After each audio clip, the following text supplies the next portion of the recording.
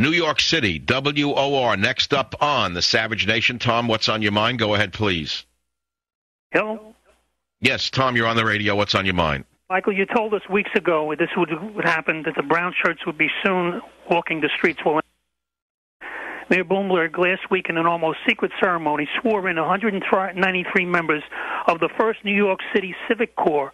They'll help 57 other nonprofit groups find more volunteers and deploy them strategically. Wait, start again.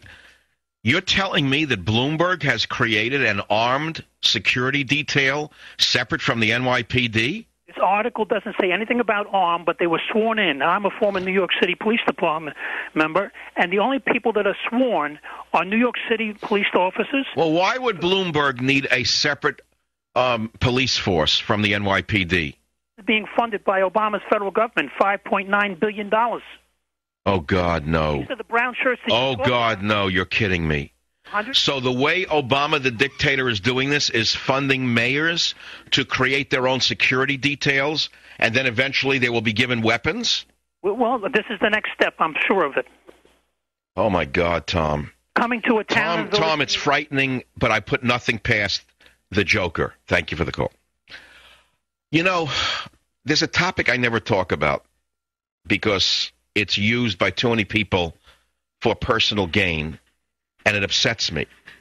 And that is the Holocaust, where approximately 6 to 7 million Jews were mercilessly worked and slaughtered, and approximately 7 million anti-Hitlerite non-Jews were mercilessly slaughtered. But last night, I was watching the History Channel, and they ran footage which I had seen once in my life and didn't want to ever see again. In fact, I was warned years ago never to watch it again.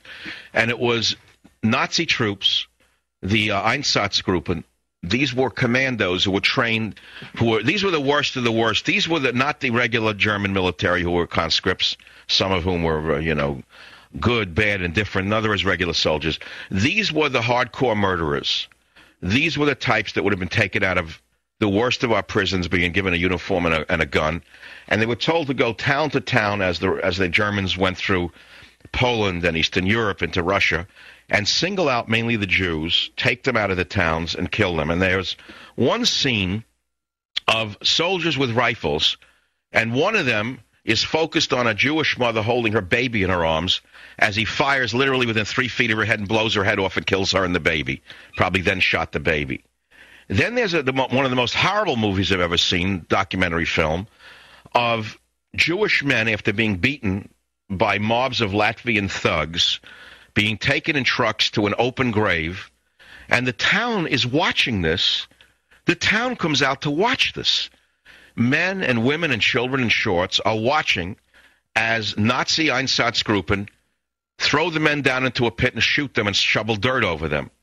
And the narrator says calmly, what's shocking about this is that the men who were killed were men from the town. They were their teachers, their pharmacists, their doctors, their bakers, their milkmen, and no one did anything. Nobody said anything. So I look at this and I start to say to myself, it can't happen here. It's impossible for mass slaughter to ever happen like this in the United States of America. It can't happen again.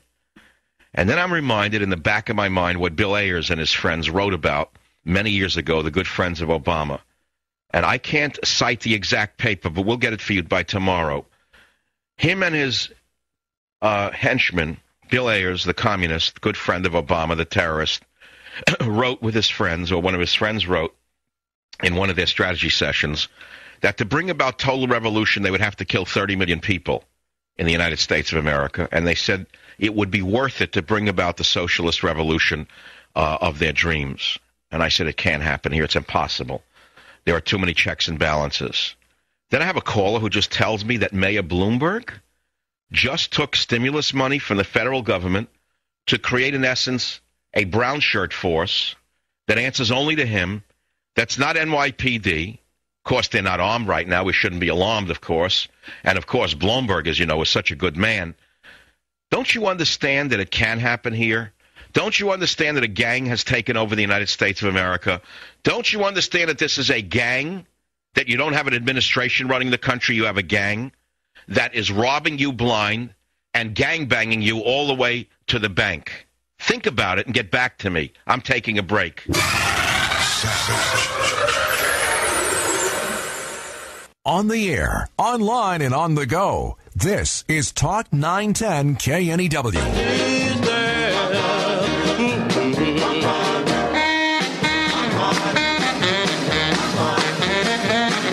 Is America being killed or is America being saved by Barack Hussein Obama is the question. I just boiled it down for you. To the true believer, there is no wrong he can do. To the doubter, there is no good that he can do. Those are both sides of the coin. Now, as usual, there is the truth, and the truth lies somewhere in the middle. But never underestimate the effects that absolute power have upon any human being. We have a country where absolute power is forbidden. In fact, we all well know that we were supposed to have a nation where there was a balance of powers, a separation of powers. And we increasingly see, and it didn't start with Obama, but it may end with Obama unless this man is called out for what he is doing to this country. We see a collection of acts. He started with the highest number of, what do we call them, Beowulf? I forgot already. Executive orders of any president in history. I don't think you understand this. By writ, by decree, by no vote, no discussion.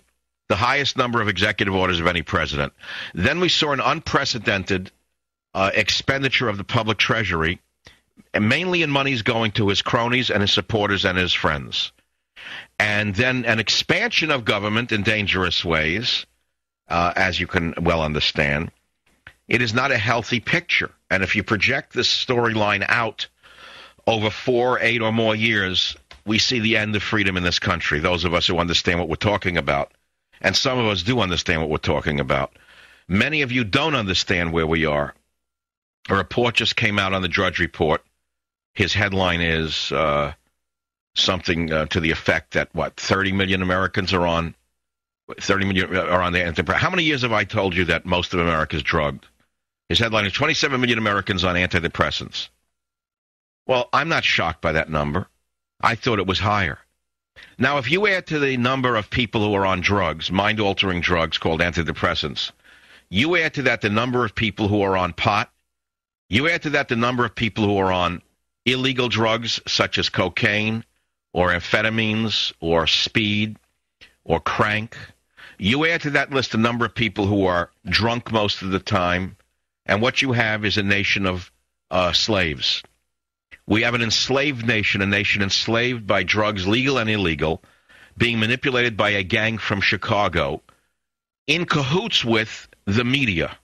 The government media complex is running this country in a way the country was never set up to be run. You can call it socialism, but that has almost no meaning. People say, oh, he isn't a socialist. He is a socialist. There are many varieties of socialism. I don't know why that's so hard to understand. I'm the first one in the media, by the way, particularly in talk radio, to have started to talk about socialism.